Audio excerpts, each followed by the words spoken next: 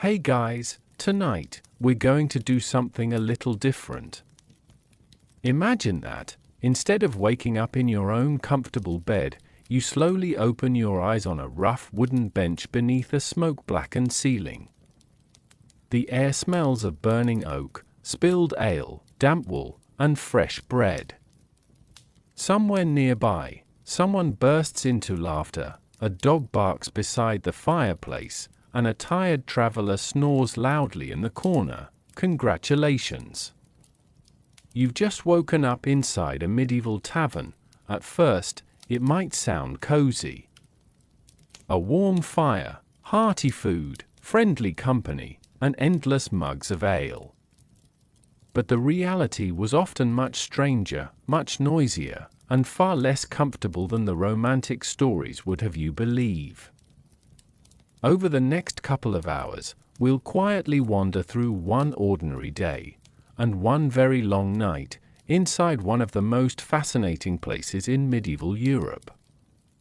You'll meet innkeepers, merchants, wandering pilgrims, suspicious strangers, and exhausted travelers, while discovering what people really ate, where they slept, how they entertained themselves, and why taverns became the beating heart of medieval life. So, before we settle beside the fire, if you enjoy these relaxing journeys through history, consider subscribing, but only if you genuinely enjoy them. And before you get comfortable, let me know in the comments where you're listening from, and what time it is where you are. Now, dim the lights, get comfortable, and together, let's quietly step through the heavy wooden tavern door. The door closes behind you with a deep wooden groan. For a moment, you are nowhere in particular. Not in your own century, not in your own bed, and certainly not in a place where anyone knows your name. You are simply another traveler. The tavern around you is beginning to wake. Pale morning light slips through a narrow window, touching the wooden tables one by one. Dust floats quietly through the air. Near the hearth, the last orange embers of the night's fire glow beneath a layer of ash. A kettle hangs above them, waiting for someone to notice that the water has gone cold. You hear footsteps overhead. Someone is already awake. Perhaps it is the innkeeper's family moving through the rooms above. Perhaps another traveler has risen early, eager to continue along the road before the sun climbs too high. Outside, the medieval town is slowly stirring. A cart rolls over uneven stones. Hooves strike the road. Somewhere in the distance, a church bell begins to mark the morning. The sound enters through the walls softly, as though the entire building is listening. You look around. This place is not grand. The furniture is heavy and practical. The walls are darkened by years of smoke. Wooden cups sit beside bowls that have been scrubbed many times but never quite lost their stains. A cloak hangs from a peg near the door, still damp from yesterday's rain, and then you notice something else. You don't remember how you got here. Perhaps you arrived after sunset, too tired to continue your journey. Perhaps you drank more than you intended. Maybe the innkeeper gave you a place to rest when the roads became too dangerous in darkness. Whatever happened, you spent the night here. And now, before you can ask anyone where you are, the ordinary life of the tavern begins moving around you. Someone is preparing breakfast, someone is demanding water, someone else is searching for a missing shoe, and from somewhere behind the kitchen wall comes the unmistakable sound of a pot being placed upon a fire. Soon, you will have to stand, soon, you will have to speak, and before this strange day is over, you will discover that a medieval tavern is much more than a place where travelers drink. It is a shelter, a dining room, a meeting place, a source of news, and sometimes, for a lonely stranger on a long road, the closest thing to home. But first, there is one small problem. You have woken up on the floor, and the person standing above you is holding a broom. The broom pauses above you, For a few quiet seconds, you simply stare at it. Then you look up at the person holding it. The innkeeper is an older man with a broad face, tired eyes, and a woolen tunic that has clearly seen many mornings like this one. He does not appear particularly surprised to find you sleeping on his floor. If anything, he seems more interested in the fact that you are blocking the doorway to the hearth. Up, he says gently, not angrily, just up. You slowly push yourself onto one elbow. The floor beneath you is harder than you remember floors being. Rough wooden boards press against your shoulder, and somewhere beneath your cloak, a small pebble has apparently decided to spend the night with you. You sit up, the tavern comes into focus, last night's darkness has disappeared. In its place is the pale grey light of early morning. Outside, the weather seems cool and damp. A thin mist hangs over the road, and drops of rain cling to the small window panes. The kind of quiet morning that makes the world feel unfinished. Inside, however, the tavern is already beginning its daily transformation. The comfortable mystery of night is fading. Now you can see things more clearly. The tables are scratched and uneven. The floor is marked with years of spilled drink and muddy boots. Near the fireplace, someone has left a pile of firewood beside the wall. A few rushes scattered across the floor have been trampled into the dirt. And then there is the smell. It is stronger in daylight: smoke, wet wool, old ale. Wood, ash, something roasting, and underneath it all, the unmistakable scent of too many people sharing too little air. You instinctively check your clothing. Your purse is still there, your boots are nearby, your cloak, thankfully, has not disappeared. That last discovery brings a small wave of relief. In a medieval tavern, even something as ordinary as waking up could come with a question that modern travelers rarely consider. Did you still have everything you arrived with? The innkeeper watches you carefully. Perhaps he has seen this expression many times before. The confused look of someone who remembers the road, remembers arriving, but cannot quite remember what happened afterward. He points toward your boots. Those are yours. You nod. Then he points toward a wooden cup sitting on the table. That isn't. You look at it. You have no idea why you were about to pick it up. The innkeeper sighs. For a moment, you wonder if you have made some terrible mistake. But then, from somewhere behind you, comes a soft snore. You turn. A merchant is still asleep at one of the tables, his head resting beside a folded bundle of cloth. His boots are muddy. His beard is uneven. One hand is curled protectively around a small leather pouch near the fireplace. Another traveler lies beneath a heavy blanket. Nobody seems particularly concerned about your confusion. To them, you are simply another tired person who spent the night in a tavern, and perhaps that is the strangest part. No one here knows who you are. You could be a merchant, a pilgrim, a messenger, a runaway servant, or simply someone who lost their way before sunset. For one morning, your identity is whatever story you decide to tell. You stand slowly, your knees ache, your back complains, you stretch, and the wooden floor creaks beneath your feet. The innkeeper watches with the quiet patience of a man who has no intention of helping you stand. Then, just as you begin to wonder what happens next, you hear a door open behind him. A young servant carries a wooden tray into the room. On it are several coarse loaves of bread. Steam rises from a nearby pot. The smell is warm and comforting.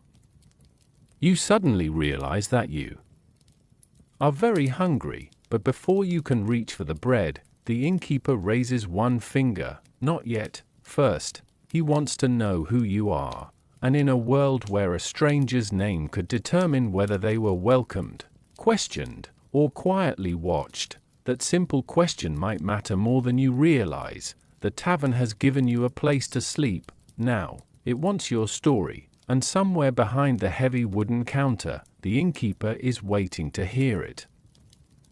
The innkeeper waits. You stand there in the pale morning light, still trying to remember exactly how you came to be sleeping on his floor, while he studies you with the quiet patience of someone who has spent years judging strangers in a matter of seconds. He has probably learned that travelers reveal a great deal before they ever speak: the condition of their boots, the quality of their cloak, the mud on their hems, the way they hold their purse. Even the expression on their face when they wake. You suddenly become aware of all these things. The innkeeper sets the broom against the wall. He is not dressed like a wealthy man. His clothing is practical, made for work rather than appearance.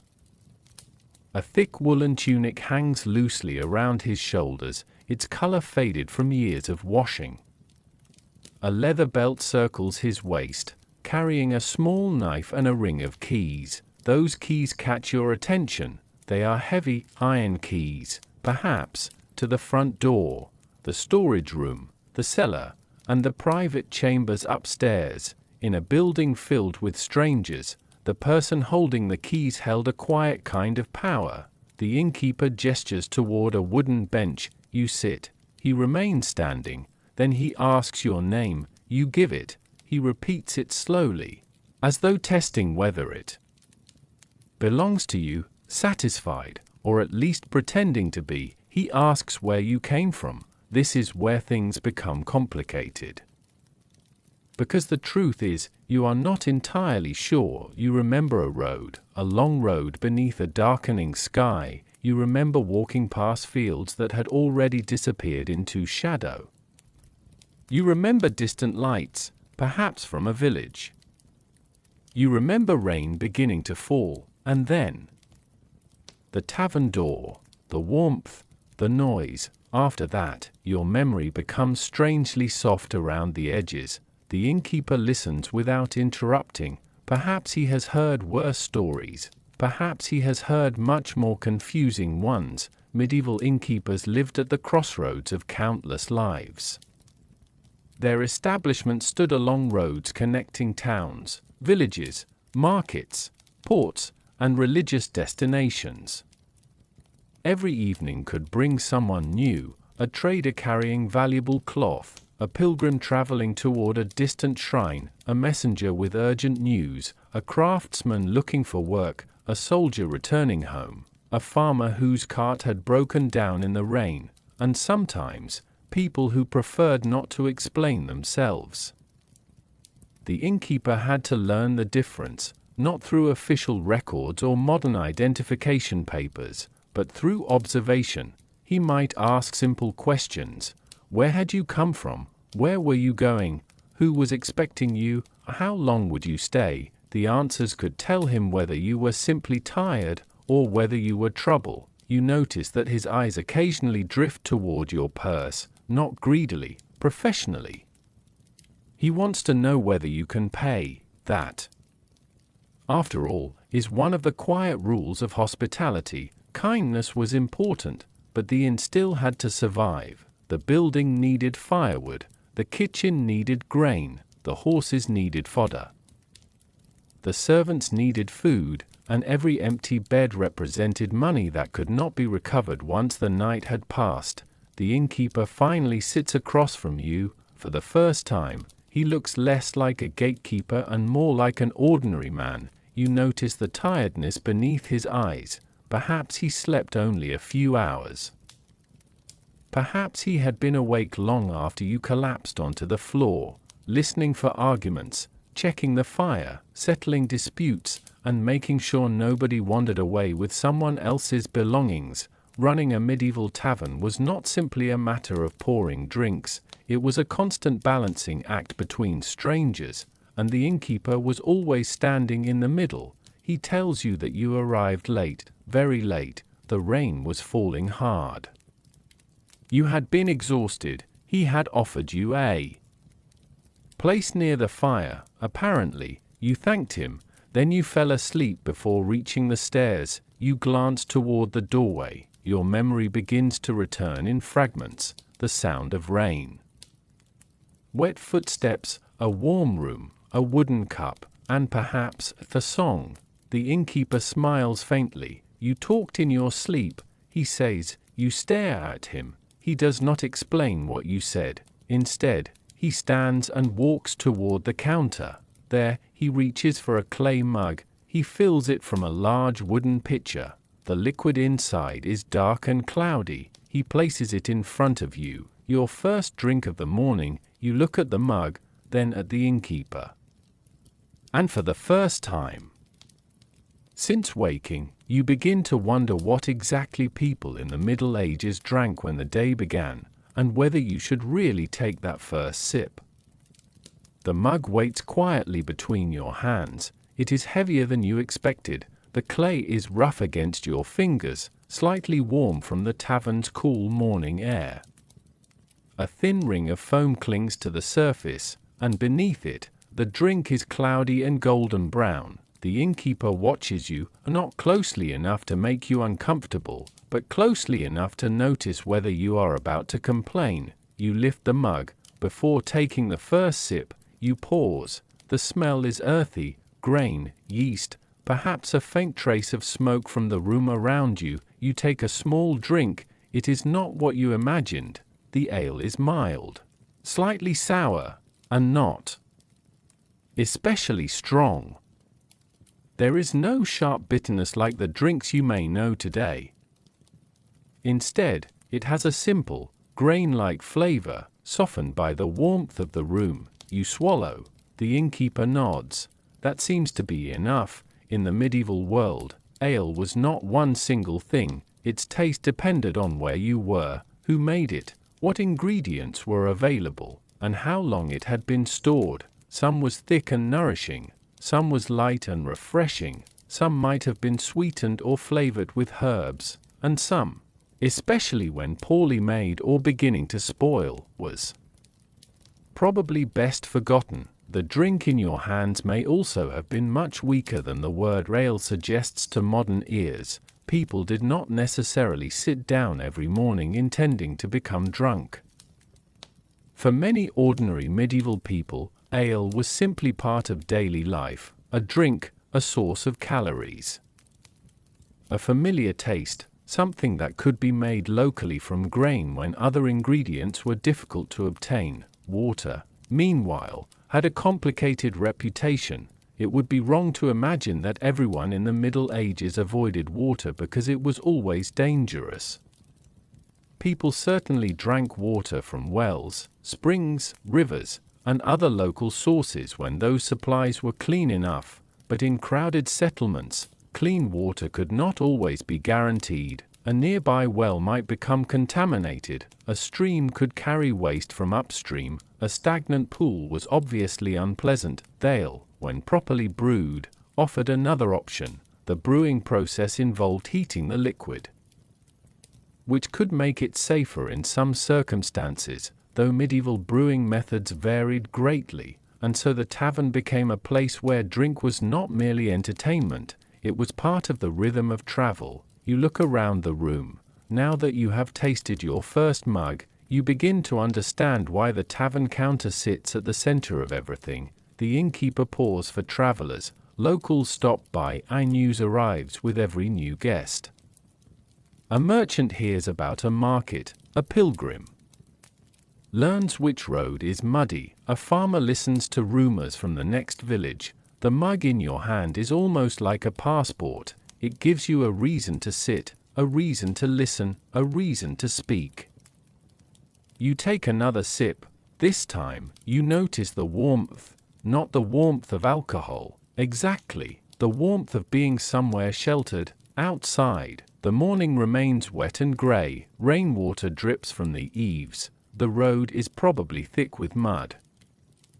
But inside, you have a roof above your head. For the moment, you are not walking, you are not searching for the next village, you are simply sitting, and perhaps that was part of the appeal. A medieval traveler spent much of life exposed to the elements. Roads were slow. Journeys were tiring. Weather could change without warning. A tavern offered a pause, a chair, a fire, a drink, a few minutes in which the road could be forgotten. Then the innkeeper reaches beneath the counter. He places something else on the table, a small wooden bowl. You lean closer.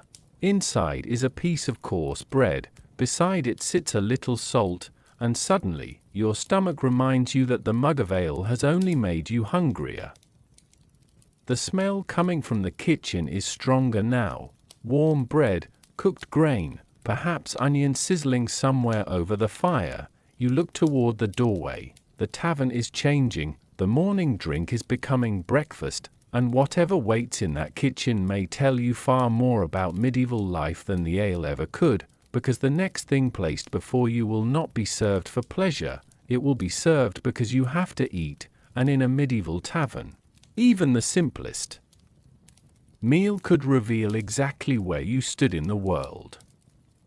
The bread is still warm. You break it slowly, and the crust gives a quiet crack beneath your fingers. For a moment, that simple sound seems louder than everything else in the tavern. The rain outside has softened to a faint whisper against the wooden walls. Somewhere behind you, a chair scrapes across the floor.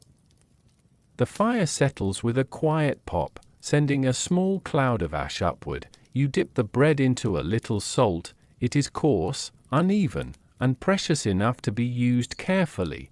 Then you take a bite. The bread is dense, much heavier than the soft loaves you might imagine from a modern bakery, but after a night spent sleeping on a tavern floor, it tastes surprisingly comforting. This is the kind of food that makes sense only when you understand the world around it. For medieval travelers, meals were rarely designed simply for pleasure. Food had to travel, food had to last, food had to fill an empty stomach after hours or days on the road, and most importantly, food had to be available. A wealthy merchant arriving at a prosperous inn might find a far better selection than a poor laborer or wandering pilgrim. The difference could be considerable. The merchant might receive freshly baked wheat bread, roasted meat, cheese, eggs, or fish. Someone with less money might receive darker bread made from rye, barley, oats, or other grains, along with a simple vegetable stew. Perhaps some onions, perhaps cabbage, maybe beans or peas. The contents of the bowl depended heavily on the season. Winter was different from summer. A tavern kitchen could not simply reach into a refrigerator and pull out whatever the traveler desired. Food preservation required planning. Meat could be salted, smoked, or dried. Fish could be preserved in similar ways. Cheese could last longer than fresh milk. Grains were especially valuable because they could be stored for long periods. That is why a simple bowl of porridge or pottage could be such an important meal. You glance toward the kitchen. A large pot hangs above the fire. The contents are thick and steaming. You cannot see everything inside. Perhaps peas, perhaps beans, perhaps cabbage and onions, maybe small pieces of meat, if the tavern is having a good day. Pottage was not one fixed recipe. It was whatever could be cooked together, and that made it perfect for a busy medieval kitchen. Nothing needed to be wasted. Yesterday's vegetables could become today's stew, a little left over. Meat could add flavor, grains could thicken the pot, herbs could make a simple dish more pleasant. The result was often humble, but filling. You take another piece of bread. Now you notice the other travelers. A pilgrim sits quietly with a bowl between both hands, warming his fingers against the steam. Nearby, a merchant has been given a better meal. You can see a small portion of meat beside his bread. He eats slowly, perhaps thinking about the road ahead. At another table, two laborers share a bowl between them. Nobody seems embarrassed by the difference. In the medieval world, everyone understood that food reflected status. The wealthy could afford variety. The poor depended on whatever was available, and travelers lived somewhere in between. If you had money, an inn could offer comfort. If you had very little, the same building might offer only a place to sit and a piece of bread. You look down at your own meal. Bread, salt, ale, simple things, yet they have already changed the feeling of the morning. Your stomach is no longer empty, your hands are warm. And for the first time, you begin to feel like a traveler rather than a stranger who accidentally fell asleep in someone else's tavern.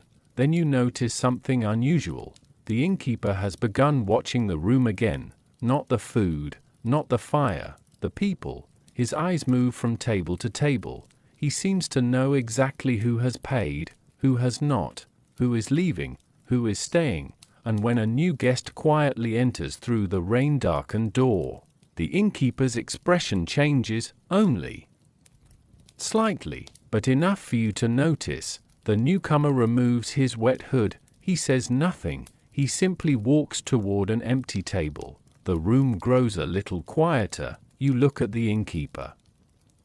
He looks at the stranger, and suddenly, you realize that this tavern has rules, rules that nobody bothered to explain, rules you are expected to understand anyway, and before the day moves much further, you are going to discover that the most important rules of a medieval tavern were rarely written down, they were simply known. The stranger has taken his seat. For a moment, nothing happens. The rain continues to whisper against the shutters. A spoon touches the edge of a wooden bowl. Someone coughs near the fireplace. The innkeeper returns to his work as though the arrival of a silent traveler is the most ordinary thing in the world. But now that you have been here for several hours, you begin noticing something. The tavern has rules, not the kind written on a wooden board, not rules announced by a loud voice at the door. These are quieter rules, the sort that everyone seems to understand without being told. You discover the first one when you reach for the last piece of bread. Your hand is almost there when another hand appears. An older woman sitting at the next table looks at you. You stop. She takes the bread, then she gives you a small nod, as if you have just passed an examination. The innkeeper notices. He says nothing. Apparently, you have survived your first lesson in tavern manners. Food belongs to whoever paid for it, or whoever was served it, or, occasionally, whoever reaches it first. But taking something from another person's table could create an argument that the innkeeper would rather avoid.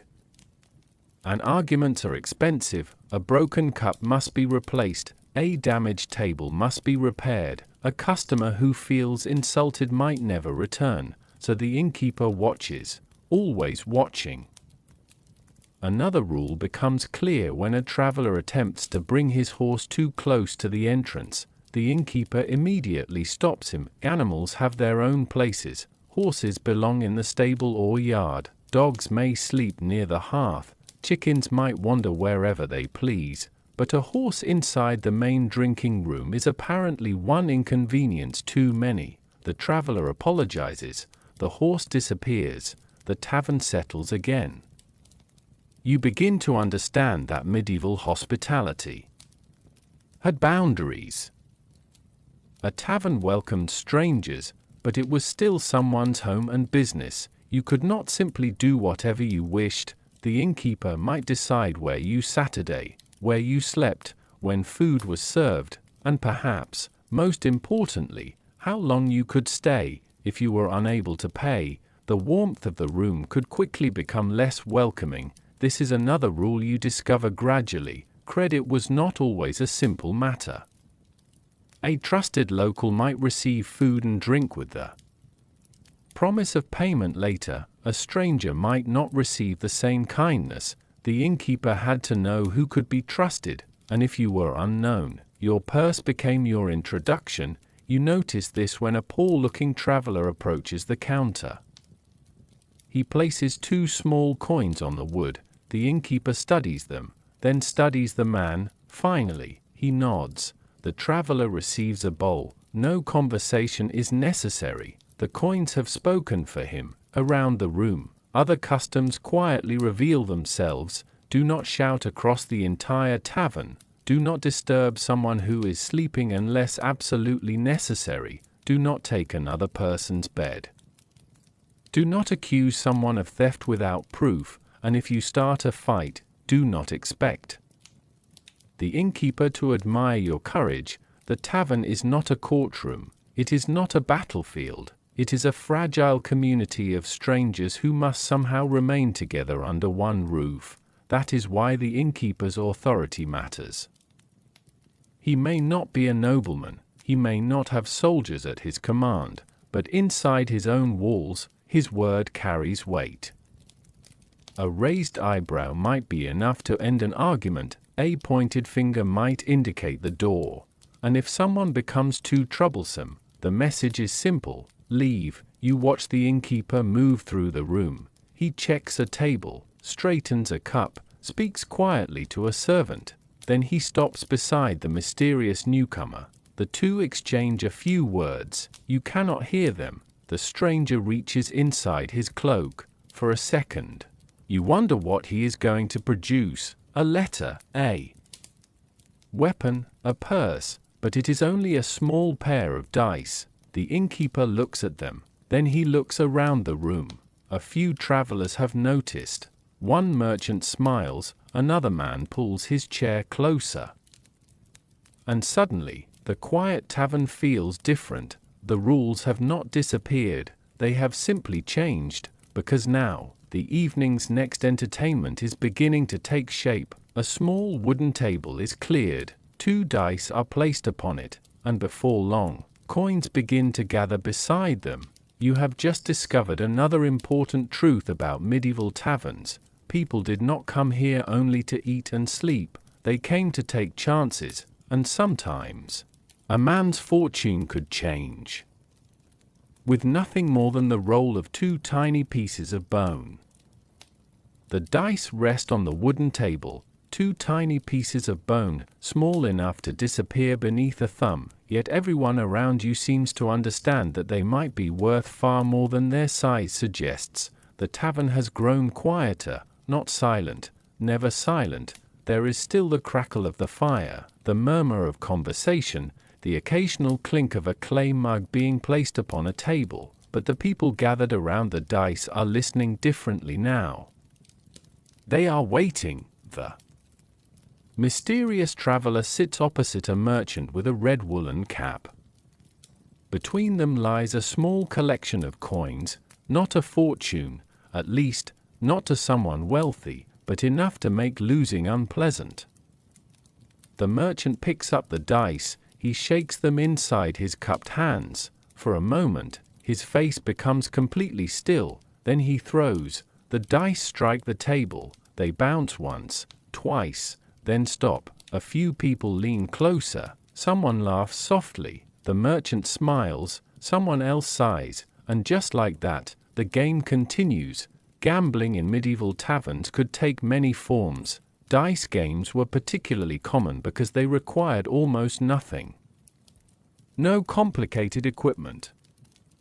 No large playing board, no special room, just dice, a flat surface, and something to wager. Coins were obvious choices, but people could gamble with almost anything that had value: food, drink, small possessions, perhaps even promises of future payment. The temptation was simple: you could lose what you had, or, with one fortunate throw, gain something more. For travelers, games offered another kind of escape. The road could be exhausting, the weather could be miserable, the future could be uncertain, but for a few minutes, none of that mattered. The only question was what the dice would show. You watch the merchant play again. This time, he loses. His smile disappears. He reaches into his purse. The innkeeper notices. So do you. The merchant hesitates. Perhaps he should stop. Perhaps he knows that he should. But then the other player places another coin on the table. The invitation is obvious. One more throw. The merchant accepts. This is how gambling often worked, not because every player was reckless, but because the possibility of winning was always just one moment away, and that possibility could be strangely difficult to ignore. The tavern offers other games too. Some are quieter, people might play board games using carved pieces on wooden boards. Others might compete at simple guessing games or contests of memory. There could be games involving strategy, patience, or pure chance. For some travelers, these activities were a way to make the evening pass. For others, they were a chance to meet people. A stranger who had been silent all afternoon might suddenly become your opponent. A merchant might play against a pilgrim. A soldier might challenge a craftsman. For the duration of the game, their usual differences could temporarily disappear, but gambling also had a darker side. Arguments could begin over cheating. A missing coin might suddenly become a serious accusation. A player might insist that the dice had been tampered with. Another might claim that someone had hidden a piece. The innkeeper had to decide when entertainment had gone too far. And so you notice another responsibility resting upon his shoulders. He must allow people to enjoy themselves without allowing the room to become dangerous. The mysterious traveler rolls again. This time, the dice tumble toward the edge of the table. One stops, the other rolls slowly, then falls onto the floor. Everyone looks down. For a heartbeat, nobody moves. The traveler bends to pick it up, but the merchant reaches out. No, the word is quiet. The traveler looks at him. The room seems to hold its breath. Perhaps the die landed where it fell. Perhaps the game has been interrupted. You expect an argument. Instead, the innkeeper steps forward. He picks up the die himself. He examines it, then places it back on the table. The game continues. A tiny disagreement has been settled before it could become something larger. You begin to understand why taverns needed people like him, because behind the laughter and the games, there was always a delicate balance. Too much silence, and the room felt cold. Too much excitement, and someone might leave angry. The best tavern existed somewhere between the two. As the afternoon slowly fades beyond the windows, the dice are eventually put away. Coins disappear into purses. The players return to their drinks. The room becomes louder again. You look toward the doorway. Outside, the weather has begun to change. The rain has stopped. The clouds are breaking apart. A little golden light touches the wet road. And inside the tavern, people are beginning to gather for the evening. Some have come for food, some for drink, some simply because they have nowhere else to be. You notice a group entering together. They are already laughing. Their voices reach the room before they do. The innkeeper closes his eyes for just a moment. You understand why. The dice were quiet. These newcomers will not be. And as the evening settles over the medieval town, you are about to discover that every tavern has its own sound. But sometimes, the loudest sound in the room is not the laughter. It is the voice of the person who refuses to lower it. The newcomers have barely crossed the threshold when the tavern changes. It is not sudden, not exactly. The room simply becomes fuller, a little warmer, a little louder. The door closes behind the last traveler, and with it comes the smell of wet earth and evening air. Outside, the rain has finally passed. The road glistens beneath a fading sky, while water drips slowly from the wooden roof. Inside, the new arrivals shake moisture from their cloaks. One of them laughs, another says something you cannot quite hear. Then a third voice rises above the others, and suddenly, you understand what the innkeeper feared. These are not quiet travelers. They are the kind of guests who seem to believe the entire tavern belongs to them. The loudest man is broad-shouldered, with a thick beard and a red face made redder by the warmth of the fire. He removes his cloak and throws it over the back of a bench. It lands on someone else's coat. The owner of the coat looks at him. The loud man does not notice, or perhaps he simply does not care. His companions sit around him. Their conversation begins softly enough, then the volume rises. Someone tells a story, someone interrupts, someone disagrees. within minutes, 3 different conversations are competing for the same space. This was one of the unavoidable realities of medieval tavern life. Privacy was limited, walls were thin, rooms were crowded, and voices carried. If you wanted silence, a busy tavern was probably the wrong place to find it. You glance toward the innkeeper. He is polishing a wooden cup. He appears remarkably calm. Perhaps he has learned that there is little point in fighting noise with more noise. Instead, he waits. The loud travelers order drinks. Their mugs arrive. They raise them. They begin talking again. One man claims to have traveled farther than anyone else in the room. Another insists he once met a nobleman. A third tells a story about a distant city that sounds suspiciously exaggerated. The other guests listen, some with interest, some with disbelief, and some simply because there is nothing else to do. You begin to realize that the tavern is a theater, not one with a stage. The performers sit at the tables, the audience sits beside them, and everyone is free to become either one whenever they wish. The merchant from the dice game tells a story about losing money on the road. A pilgrim quietly corrects him. A servant laughs from behind the counter. The loud man hears this and turns around. For a moment, you wonder whether he will become angry. Instead, he laughs even louder. The tension disappears. You breathe again. Perhaps this is another strange skill of tavern life, knowing when a disagreement is serious and when it is simply part of the evening. Still, not everyone is enjoying the noise. Near the far wall, an elderly traveler sits alone. He has wrapped himself in a thick cloak and appears to be trying to sleep. The loud voices reach him anyway. He shifts, pulls the cloak closer, closes his eyes. The tavern continues. Someone begins singing, not particularly well. The melody wanders. A few people join in, others complain. The innkeeper sighs, but nobody leaves, perhaps because this is what evenings are like.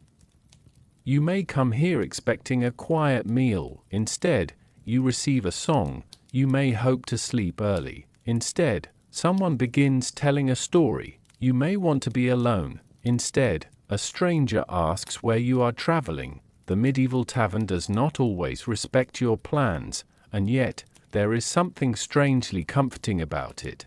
The room is crowded with people who, only a few hours ago, were complete strangers.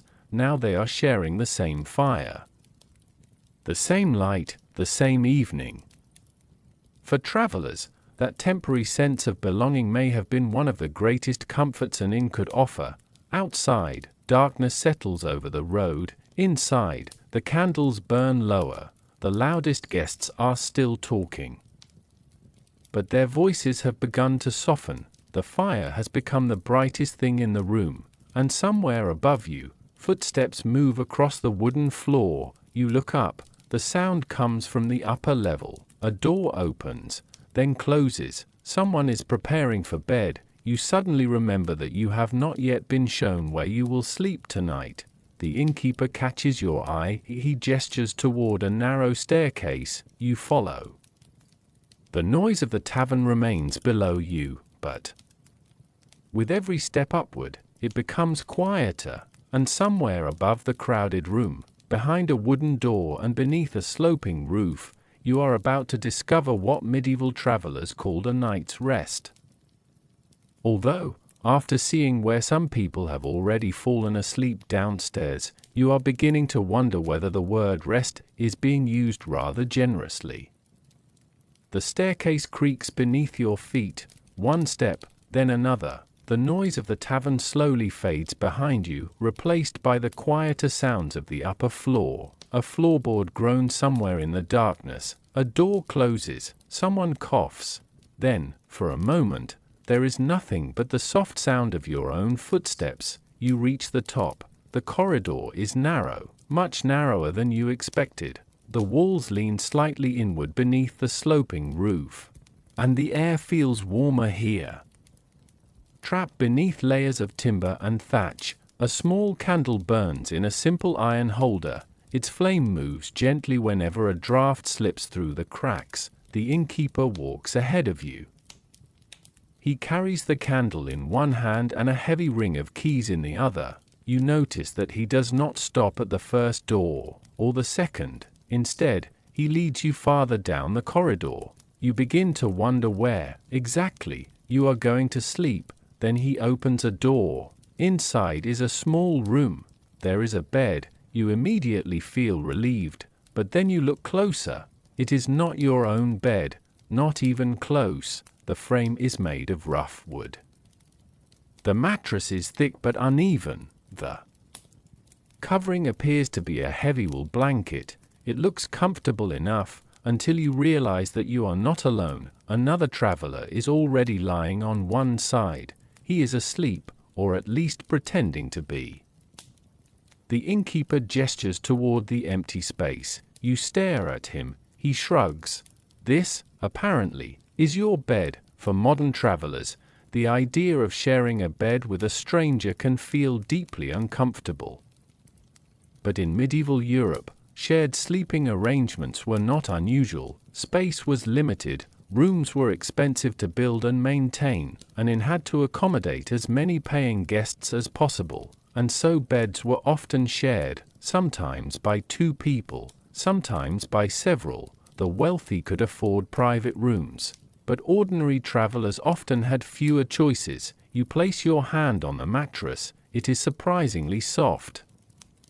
Perhaps straw has been packed inside. Straw mattresses, or similar bedding materials, could provide some comfort while remaining relatively inexpensive, but the contents did not stay perfectly arranged. Over time, the straw compressed, it shifted, it became uneven.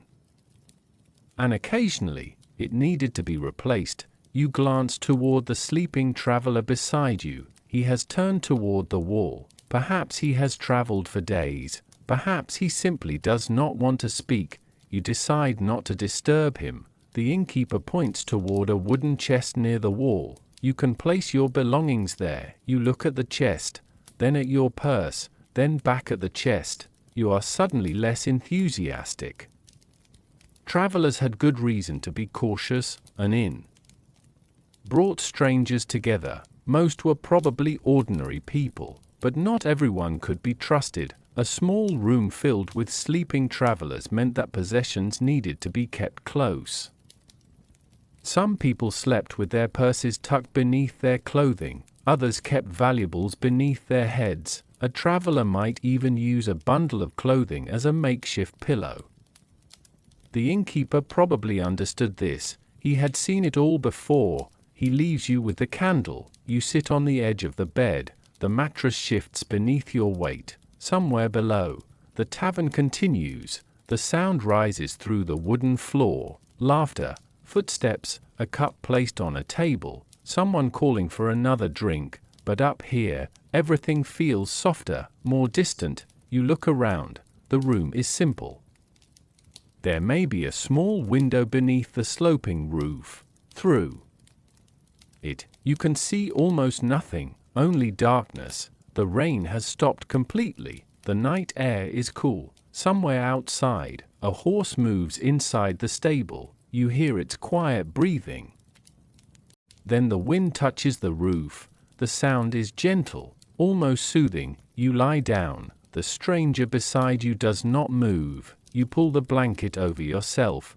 The wool is rough, but warm, and for a few moments, you almost feel comfortable. Then, something moves. You freeze. A tiny sound, a rustling, perhaps beneath the blanket, perhaps inside the mattress. You lift your head. The stranger is still asleep. You listen. There it is again.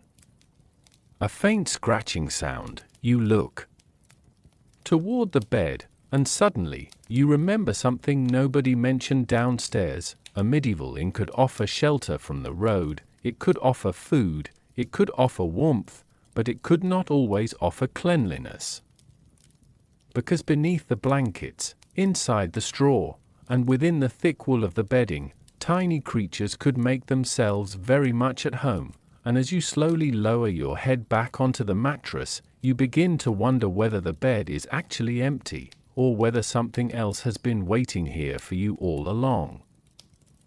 The scratching continues. Very softly, you lie still beneath the rough wool blanket, listening. Perhaps it is nothing. Perhaps the straw has simply shifted beneath your weight. You tell yourself this as you slowly close your eyes again. Then something tickles your neck. You open them. For a moment, you stare into the darkness. The little candle beside the bed has almost disappeared, leaving only a faint orange glow. The room is warm, too warm. The air feels heavy beneath the low wooden roof. You pull the blanket away from your face, and immediately, you understand another part of medieval life that the innkeeper forgot to mention: the smell. It is everywhere. Smoke from the fireplace below has found its way through the floorboards.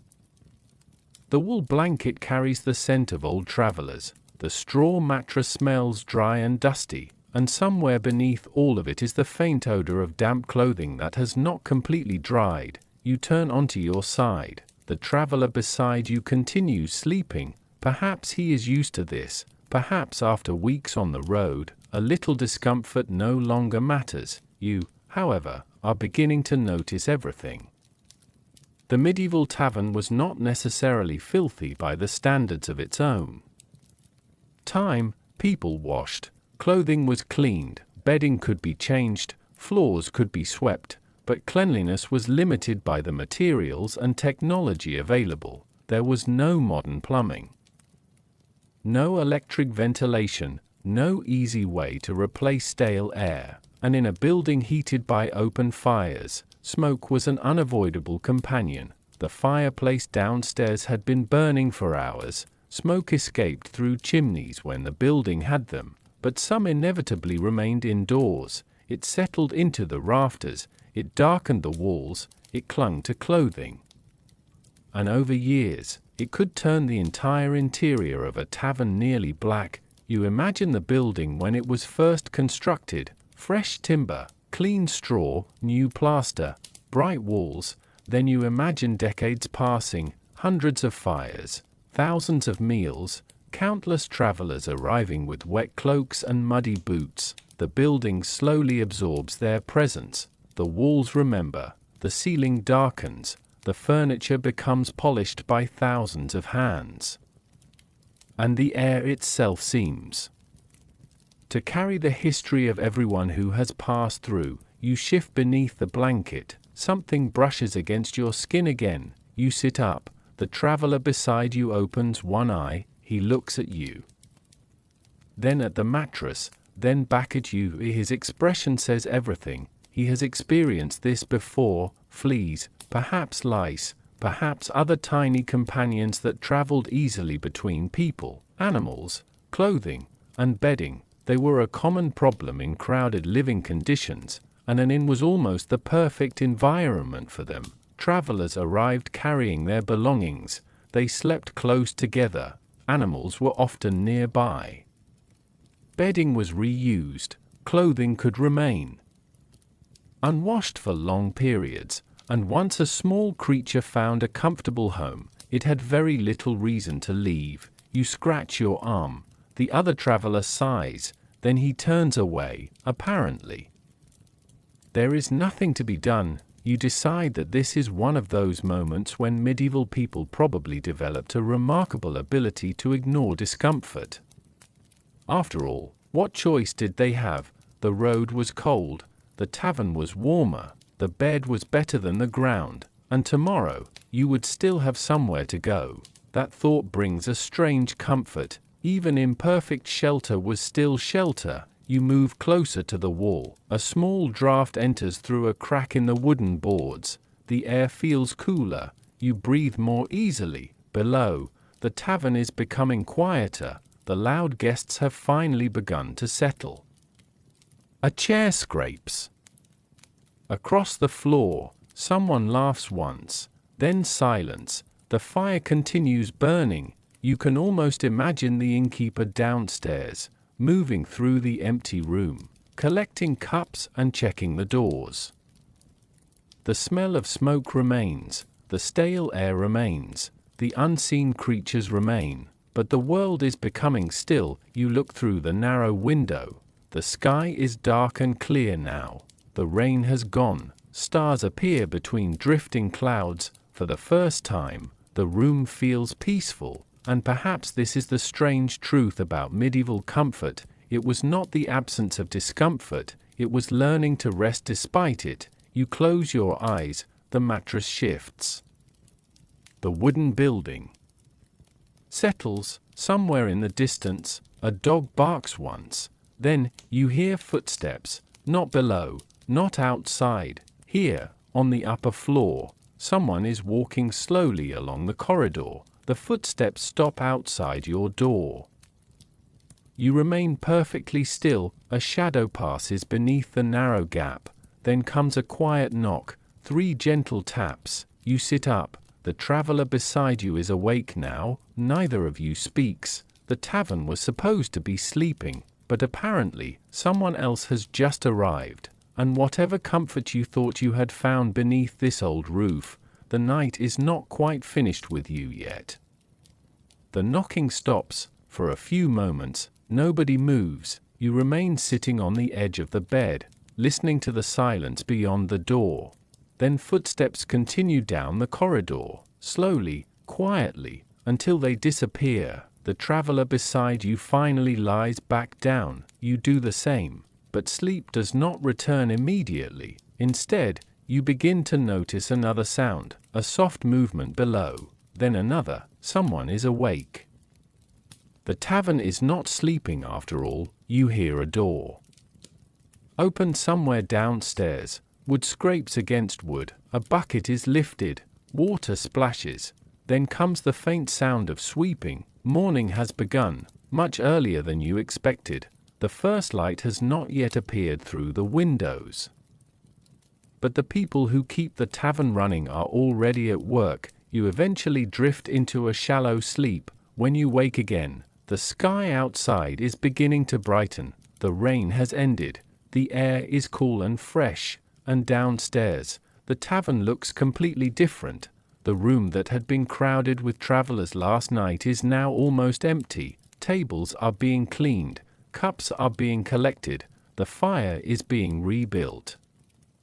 And moving between everything is a young woman carrying a wooden bucket. She is one of the tavern's workers, perhaps a maid, perhaps a member of the innkeeper's family, perhaps both. She walks quickly, but not hurriedly. There is too much to do for wasted movement. She wipes the tables, carries dishes, brings water, sweeps the floor, checks the rooms upstairs, collects blankets, and occasionally stops to answer a guest's request. You watch her for a while. She seems to know exactly where everything belongs. A cup is missing. She notices. A table has been left dirty. She sees it. Someone has spilled ale beneath a bench. She finds it. The tavern may appear to run itself to a traveler, but it does not. Behind every worn fire is someone who carried the wood. Behind every clean cup is someone who washed it. Behind every made bed is someone who shook out the blankets. The work is constant, and much of it is invisible. Tavern maids and other household workers could have demanding days. Their tasks depended on the size and wealth of the establishment. In a small inn, there might be only a few people doing everything. In a larger establishment, responsibilities could be divided. Someone might work mainly in the kitchen, another might serve drinks, someone else might care for horses, and others might clean rooms and prepare beds. The work could begin before sunrise and continue until late at night, especially when the tavern was busy. You notice that the young woman has already been awake for some time. Her hands move efficiently. There is no theatrical exhaustion, no complaint, just routine. She carries a tray toward the kitchen, then returns with fresh bread. A traveler calls for her. She turns. Someone else asks for water. She stops again. A child begins crying somewhere near the back room. She looks toward the sound. then continues, it is easy to forget how much labor was required to create even a small amount of comfort. The traveler who sleeps peacefully in a warm bed may never think about who prepared it. The merchant who drinks from a clean cup may never wonder who washed it. The pilgrim who eats a hot meal may never see the person who spent hours standing beside the fire. But the tavern worker knows. She has touched every part of the building.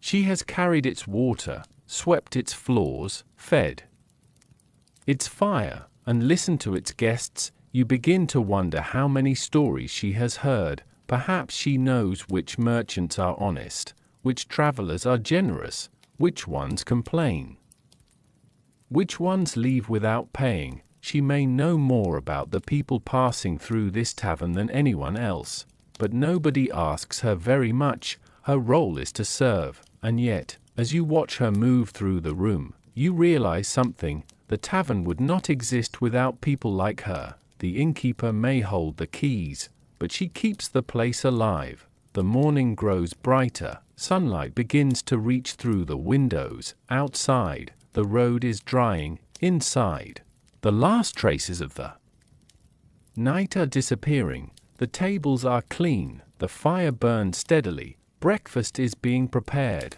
and one by one, travelers begin returning to the room. You sit quietly near the wall. Then you notice something through the open doorway, a man leading a heavily loaded horse. Behind him comes another traveler carrying a long walking staff. Then, farther down the road, you see the glint of metal beneath a cloak. More people are arriving, merchants, pilgrims, perhaps soldiers. The tavern worker looks toward the door. She already knows what comes next. More beds to prepare, more cups to fill, more stories entering with the morning road. And as the first travelers step inside, you realize that the tavern's busiest hours may only be beginning. Morning has fully arrived. The last mist is lifting from the road, and the damp earth outside the tavern is beginning to dry beneath a pale, watery sun. Inside, the room has changed again. What felt like a place for tired sleepers during the night is now becoming something else, a crossroads. The door opens, closes, opens again. Every person who enters seems to bring a different journey with them. The first is a merchant. You recognize him by the way he looks at the room before sitting down. He does not simply enter, he studies the tables, the windows, the counter, the people. Then his eyes move toward his own belongings. A leather bag rests against his leg. Perhaps it contains coins, perhaps papers, perhaps small objects he hopes to sell in another town. For a merchant, a tavern is more than a place to eat. It is information. The merchant listens carefully. Which road is safe? Which bridge is damaged? Where are prices rising? Which market will be busy next week? He may ask these questions casually, between bites of bread, but the answers could determine whether his journey succeeds. Another traveler arrives. This time, a pilgrim. The difference is subtle. His clothing is worn, his walking staff is simple, his possessions are few. Perhaps he has been traveling for weeks, perhaps months. His journey is not about buying or selling. He is moving toward a holy destination. The tavern offers him something valuable, a place to stop, a meal, a bed, and the company of people who understand what it means to be far from home. The pilgrim sits quietly. He listens more than he speaks. Perhaps he has learned that the road teaches patience. You watch him remove his boots. His feet are tired. The innkeeper brings him water. The pilgrim drinks slowly, for a few moments. He looks almost peaceful. Then the door opens again. This time, the atmosphere changes. A soldier enters. He is not wearing a grand uniform. There is no shining armor, no dramatic entrance. Instead, he looks tired. His clothing is practical. His boots are dusty. A weapon hangs at his side. The room notices him anyway. Soldiers were familiar figures on medieval roads. Some traveled with armies, Others moved between garrisons, some may have been returning home. Their presence could make ordinary people cautious. A soldier might be a protector, but he might also be someone with power over those who had little ability to resist him. The innkeeper greets him politely. The soldier nods. He chooses a seat near the wall, and suddenly, 3 different worlds are sharing the same room. The merchant thinks about profit. The pilgrim thinks about faith. The soldier thinks about whatever lies beyond the next road. None of them may know one another, yet they are sitting beneath the same roof. This is one of the remarkable things about medieval inns. They connected people who might never otherwise meet. A traveler from a distant city could sit beside a farmer from a nearby village. A wealthy merchant could share a fire with a poor pilgrim. A soldier could hear news from a trader who had just returned from another region. The tavern became a kind of living map. Every person carried a small piece of the wider world, and stories traveled faster than many people could. The merchant tells someone about a market several days away. The pilgrim mentions a shrine he visited. The soldier speaks quietly about a town farther along the road. You listen. Perhaps only half of what you hear is true. Perhaps some of it has been exaggerated. But that hardly matters, for people living in a world where news traveled at the speed of footsteps and horse hooves. Even a rumor could be valuable. The innkeeper knows this. He listens while pretending not to. The tavern maid hears it too as she carries bread between the tables. By midday, the room has become a collection of journeys. Some people are going east, others west, some are leaving, others have only just arrived. And you begin to wonder how many travelers have sat exactly where you are sitting now. How many stories have passed through these walls? How many people promised to return, but never did? Outside, the road stretches beneath the brightening sky. You look toward it. The merchant is preparing to leave. The pilgrim remains seated. The soldier is quietly eating. 3 lives moving in 3 different directions. And yet, for one brief morning, their paths have crossed. Perhaps that is what the medieval tavern truly was. Not simply a place to sleep, not simply a place to drink, but a temporary meeting point for people who would otherwise remain strangers. And as the day grows warmer, another sound begins to fill the room. Not conversation, not footsteps, music. Someone near the fireplace has picked up an instrument. A few travelers turn to listen. The merchant pauses. The pilgrim looks up. Even the soldier stops eating. For a moment, the road can wait, and the tavern, filled with strangers, becomes an audience. The first notes are almost easy to miss, a quiet string, then another. The musician sits near the fireplace with his instrument resting comfortably against his body, his fingers moving slowly across the strings. The tavern does not become silent, it simply listens. Conversations soften. A merchant turns his head. The pilgrim pauses with his cup halfway to his lips. Even the tired soldier near the wall seems to forget his meal for a moment. Outside, the afternoon has become bright and mild. The last patches of dampness are disappearing from the road, and sunlight falls across the tavern floor through the open shutters. Inside, the music seems to belong to another world. The melody is simple. Perhaps it is a song everyone knows. Perhaps it is something the musician learned in another town, carried along the roads and changed slightly each time someone sang it. That was one of the quiet powers of medieval tavern music. It traveled. People carried songs farther than books could travel. A melody heard in one village might be repeated in another. Words changed, names changed, details became confused. But the story remained. You sit back and listen. The musician finishes. For a moment, there is silence. Then someone applauds, not loudly, just enough. The musician smiles, and almost immediately, someone at the nearest table begins telling a story. This is how the afternoon entertainment continues. One story becomes another. A traveler describes a strange bridge he crossed. A merchant remembers a market where everyone seemed to be arguing. A pilgrim speaks about a distant shrine surrounded by fields. The details grow larger as the stories move around the room. Perhaps the bridge was not really that dangerous. Perhaps the market was not quite so crowded. Perhaps the shrine was beautiful. Or perhaps the pilgrim simply missed home. Nobody seems particularly concerned with perfect accuracy. The purpose is not to record history, it is to pass the time, and then comes the gossip. Gossip is quieter than storytelling. It begins with a sentence that sounds almost harmless. Have you heard about the merchant who left yesterday? Someone leans closer, another person shakes their head, then comes the explanation. The merchant supposedly owes money, or perhaps he has made a poor bargain. Maybe he is secretly planning to leave town. Nobody knows for certain, but uncertainty has never stopped a good rumor. You notice the innkeeper listening from across the room.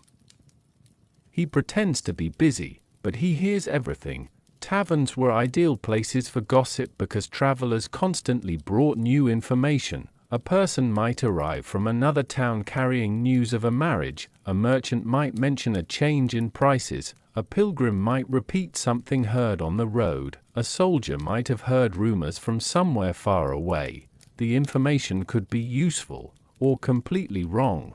Often, it was probably a mixture of both, and because news traveled slowly in the medieval world, people had few ways to check what they heard. A rumor could move from tavern to tavern, each person adding a little, removing a little, changing the story without realizing it. By the time it reached another town, the original truth might be almost impossible to recognize. You look around the room. Everyone seems to have become connected by these invisible threads. The merchant knows something the pilgrim does not.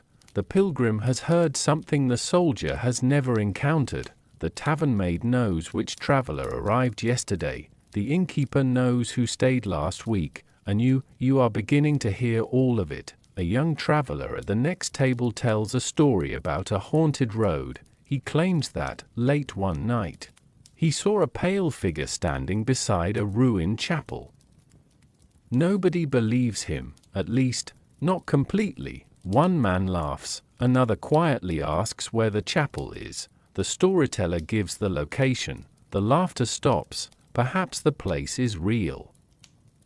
Perhaps the story is not. You glance toward the window. The sun is beginning to lower. Shadows stretch across the road. The musician starts another tune. This one is slower. The room settles again. For a moment, you think about how strange it is to sit among people whose names you may never learn. Tomorrow, many of them will leave. The merchant will follow the road toward the market. The pilgrim will continue toward his destination. The soldier will disappear in another direction.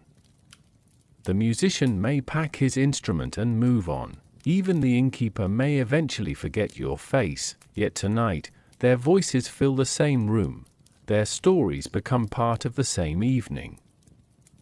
And perhaps this is why taverns mattered so much. They preserved memories that were never written down. A song, a rumor, a joke, a warning, a name spoken once and then forgotten. The room grows quieter as the afternoon slips toward evening. But before darkness arrives, one final story begins. It comes from a traveler sitting alone near the window. He has been silent all day. Now he leans forward. He says he has stayed at this very tavern before, many years ago. The innkeeper looks up. The traveler smiles. Then he says something that makes the innkeeper's expression change. You cannot hear the words, but you see the reaction. A moment later, the innkeeper walks toward him. The musician stops playing, and suddenly, the comfortable afternoon feels different, because apparently, this tavern has a memory. And someone has just returned to remind it of the past. The old traveler is still speaking. His voice is quiet now. You cannot hear every word, but you can see the way the innkeeper listens. The musician has stopped playing. Even the conversations around the room have softened. For a few moments, everyone seems to have forgotten the road outside. Then the story ends. The traveler leans back. The innkeeper says something quietly. The room slowly returns to normal. But you find yourself thinking about the people who have passed through this tavern. So many strangers, so many journeys, and so many opportunities for trouble. Because if a medieval tavern was a place of comfort, it could also be a place of uncertainty. You are surrounded by people you do not know. Some are honest, some are desperate, some are simply looking for a warm meal and a dry place to sleep, and a few may have other intentions. The tavern door stands open for travelers. That openness is part of its purpose, but it also means that almost anyone can walk inside. A merchant carrying money might attract attention. A traveler carrying valuable goods might become a tempting target. Even a tired pilgrim with only a few possessions could be vulnerable after dark. The innkeeper knows this. That is why he watches the room. He knows which guests arrive together. He knows who has been drinking too much. He notices when someone keeps looking toward another person's belongings. And he probably knows when an argument is beginning before the people involved realize it themselves. But an innkeeper could not control everything. There were no modern security systems, no cameras, no emergency telephones, no easy way to summon help. If something went wrong, the people inside the tavern had to deal with it themselves. Sometimes, that meant relying on neighbors. Sometimes, local authorities. And sometimes, simply hoping the trouble passed quickly. You look toward the entrance. The door is thick, heavy wooden planks reinforced with iron. It can be locked, but during the busiest hours, it may remain open. The tavern needs customers. A locked door keeps danger outside, but it also keeps paying travelers outside. So the innkeeper must find a balance. At night, the situation becomes different. Doors may be secured, windows closed, valuable belongings kept close. Travelers might sleep with their purses beneath their clothing or tucked under their heads. A sword or knife might remain within reach, not because everyone expected violence, but because people understood that caution was sensible. The medieval world could be dangerous in many ordinary ways. Roads were difficult, travel was slow, medical care was limited, and strangers could not always be trusted. Yet it would be unfair to imagine every tavern as a den of criminals. Most people who entered were probably simply trying to live their lives. The merchant wanted to sell his goods. The pilgrim wanted to reach his destination. The worker wanted a meal. The traveler wanted sleep. The musician wanted to earn a little money. For all of them, cooperation was useful. A tavern that became known as dangerous would quickly lose customers, and an innkeeper depended on those customers. Reputation mattered. If travelers heard that a particular establishment was unsafe, they could choose another. Word traveled along the roads. One bad experience could become a warning repeated across several towns, so a good innkeeper had a reason to protect his guests. Not only kindness, business. You notice the innkeeper speaking quietly with the soldier. The soldier glances toward the entrance, then toward the road. Something has caught his attention.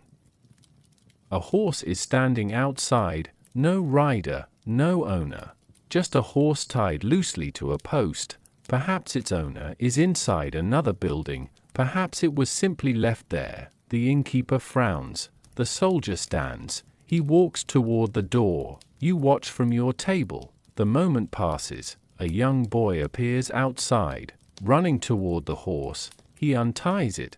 The mystery disappears. The soldier returns. The tavern breathes again. Nothing happened.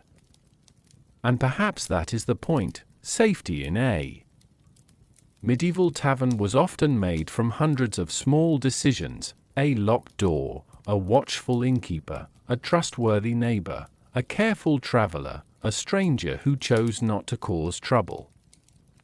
The world did not need to be perfectly safe, it only needed to remain peaceful enough for everyone to sleep. You look around the room.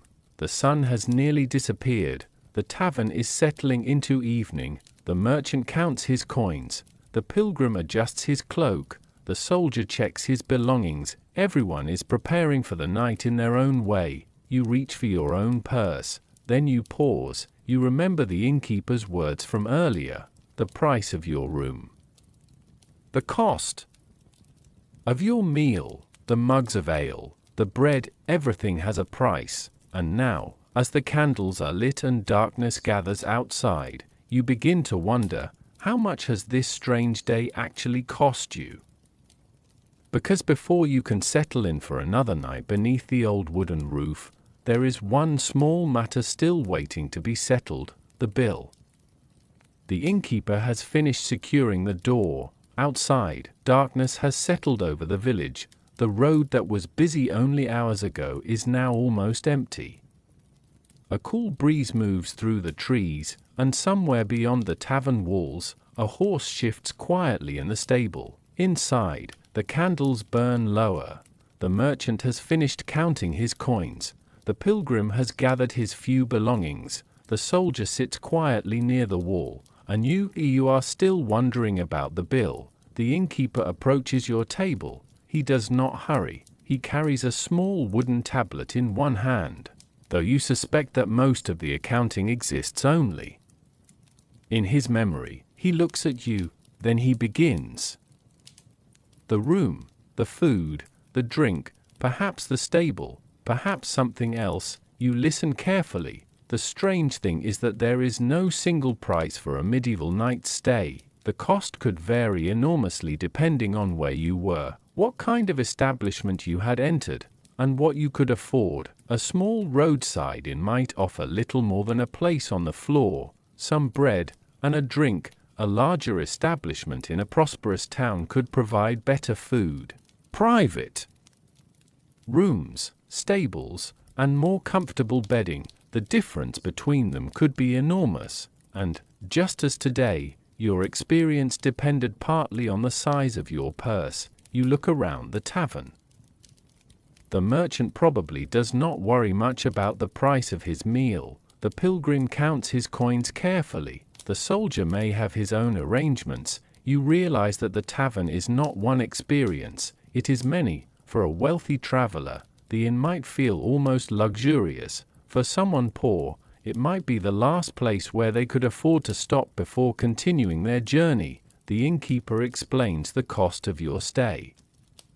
You mentally add everything together: the room, the ale, the bread, the pottage, another mug. You had not realized how quickly small things could become a larger expense. This was one reason travelers had to plan carefully. A journey was not simply a matter of reaching a destination.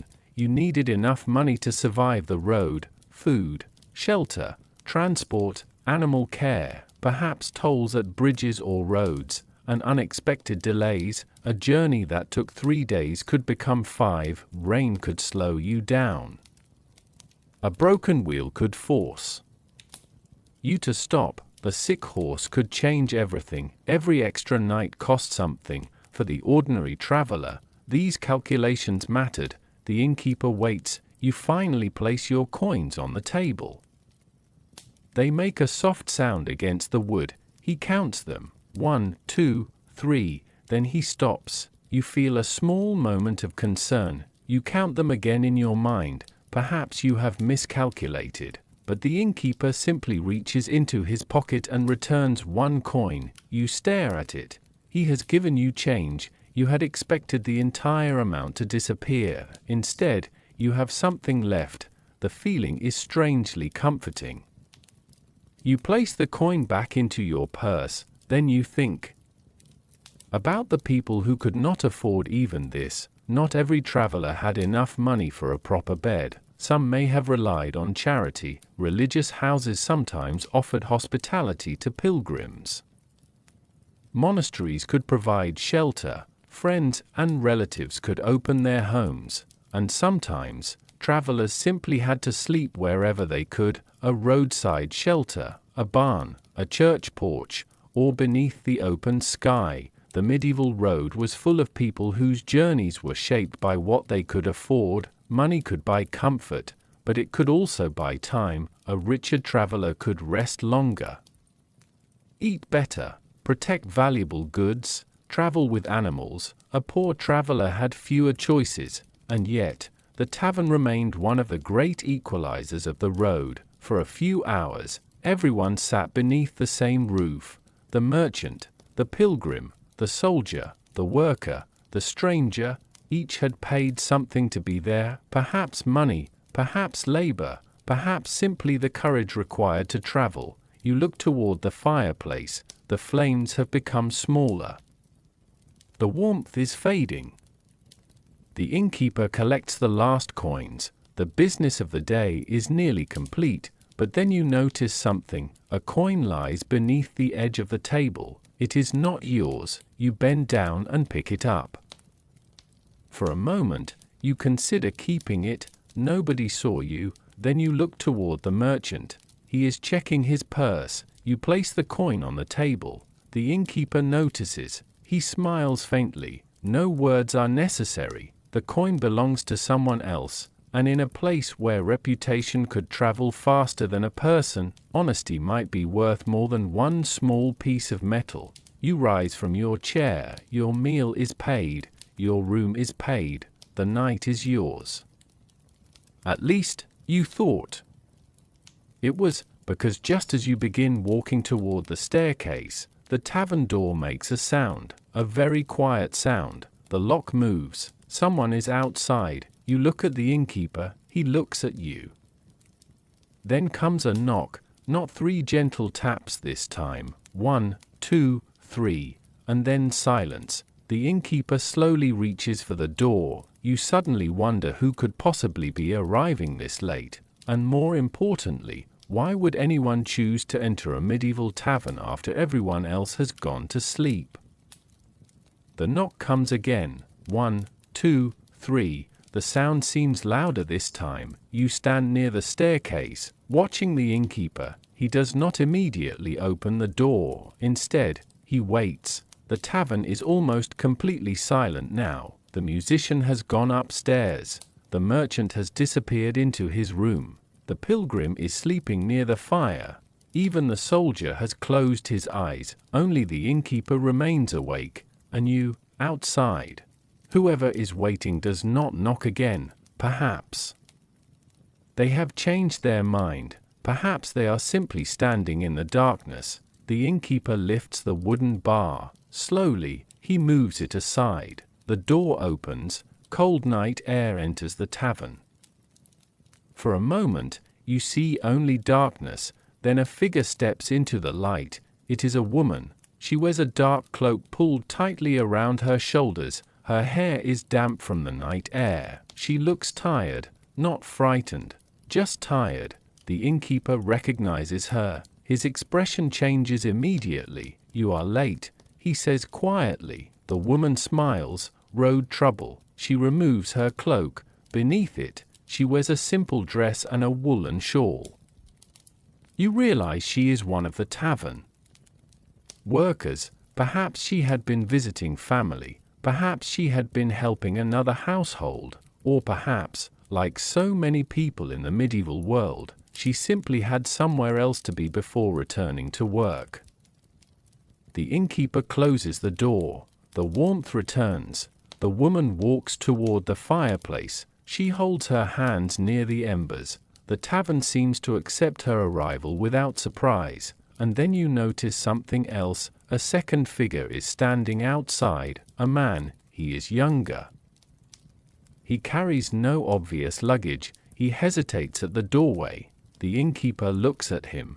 The woman looks at him too. There is a moment of silence. Then the young man steps inside. The innkeeper's expression becomes cautious. You suddenly understand why midnight visitors could be complicated. A tavern was a public place, but at night, it became something more private.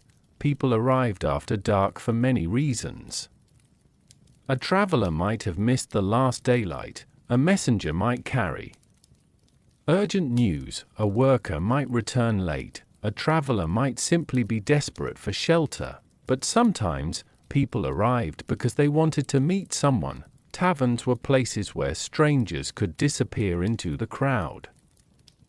During the day, everyone was visible. At midnight, things were different. A quiet conversation in a corner could go unnoticed. A traveler might sit beside a tavern worker and whisper for an hour. A young woman might flirt gently with a traveler, offering warmth, conversation, and a little attention after a lonely day on the road. Such moments were not necessarily scandalous. Sometimes they were simply part of human life. The tavern was one of the few places where people from different backgrounds could meet without formal introductions. A traveler might become fascinated by a local woman, a merchant might exchange playful words with a serving maid, a lonely guest might enjoy the attention of someone who had learned how to make strangers feel welcome. The flirting could be subtle, a lingering glance, a smile held for an extra second, a cup placed gently on the table, a quiet joke spoken close enough that only one person could hear it. The women working in taverns often understood people. They knew when someone wanted conversation, they knew when someone wanted to be left alone, and they knew that a lonely traveler might remember kindness long after forgetting the name of the town. You watch as the woman near the fireplace speaks quietly with the young traveler. She smiles, he laughs softly. Nothing dramatic happens, but something about the exchange makes the tavern feel warmer. Perhaps this is another reason people return to inns. Not only for food, not only for beds, but for companionship. The road could be lonely. A stranger could spend days without speaking to anyone who knew their name. Then, for one evening, a tavern worker might sit beside them, ask where they came from, listen to their story, and make the distance between home and here feel slightly smaller. Of course, not every midnight visitor was harmless. The innkeeper knows this. That is why he watches the young man carefully. The traveler orders a drink. The innkeeper pours it. The woman returns to her work. For a while, everything seems ordinary. Then the young man leans toward her. He says something quietly. She looks toward the innkeeper. The innkeeper shakes his head. The woman smiles politely. The young man understands. He returns to his seat. A small boundary has been drawn, and perhaps that was another part of tavern life, knowing when to welcome someone, and knowing when to say no. Outside, the wind moves through the empty road. The night is growing colder. The young man eventually leaves. The woman watches from the window until he disappears. Then she turns back toward the fire.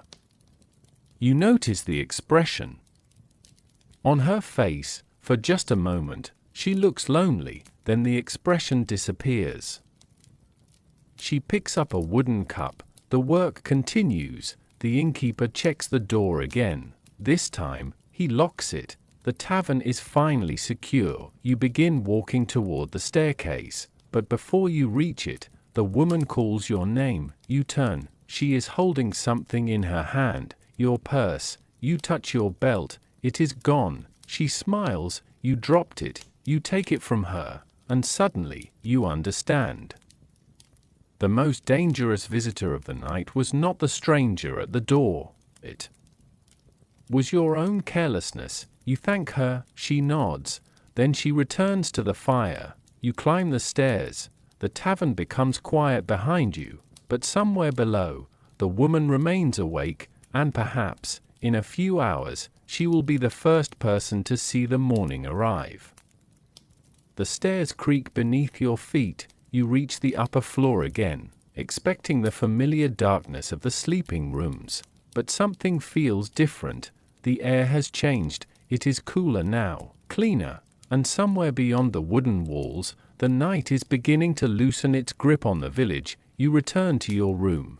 The other traveler is already asleep. You lie down quietly. The events of the night drift through your thoughts, the unexpected visitor. The mysterious traveler. The tavern woman returning your purse, the quiet conversations beside the dying fire. Eventually, sleep finds you, but it does not last long. A faint sound wakes you, not a knock, not footsteps. This time, it is the smell, fresh bread. You open your eyes. For a moment, you remain perfectly still. Then you hear movement below, a wooden bowl being placed on a table, a door opening, someone carrying firewood. The day is beginning again, much earlier than you expected. You rise from the bed. The room is still dark. Through the narrow window, the sky has become a deep shade of blue. The first light has not yet reached the rooftops. This is the hour before sunrise, the quietest part of the morning. You make your way downstairs. The tavern is almost empty. The woman from last night is already working. She is carrying fresh bread from the kitchen.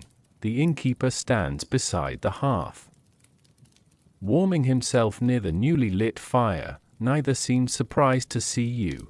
Perhaps travelers are expected to wake early. After all, the road waits for nobody. A merchant who wants to reach the next market cannot afford to sleep until noon. A pilgrim hoping to cover several miles must leave while the air is cool. A traveler with a long journey ahead may prefer to begin before the roads become crowded, so breakfast often comes early.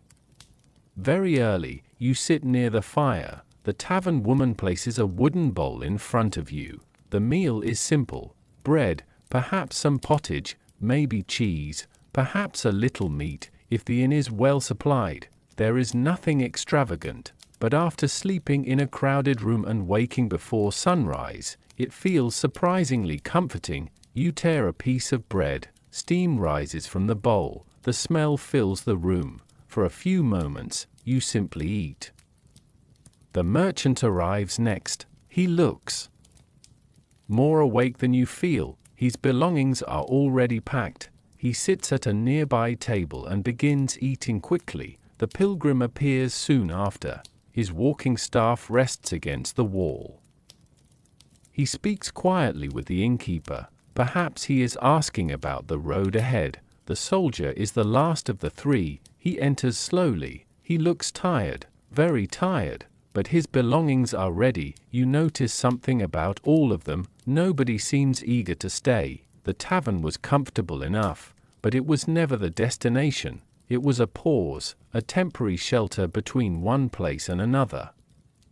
You begin to understand the rhythm of medieval travel. Arrive, rest, eat, sleep, leave, then repeat, again and again. The tavern exists between journeys. That may be why these places became so important. They gave travelers a moment to stop moving. For one night, you did not have to worry about the road. You could sit beside a fire, eat warm food, listen to voices, sleep beneath a roof.